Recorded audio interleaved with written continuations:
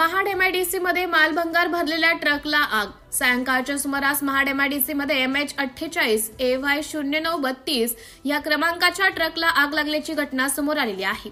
यावेळी महाड औद्योगिक वसाहत अग्निशमन दलाने कार्यतत्परता दाखल घटनास्थळी धाव घेत आग आटोक्यात आणली।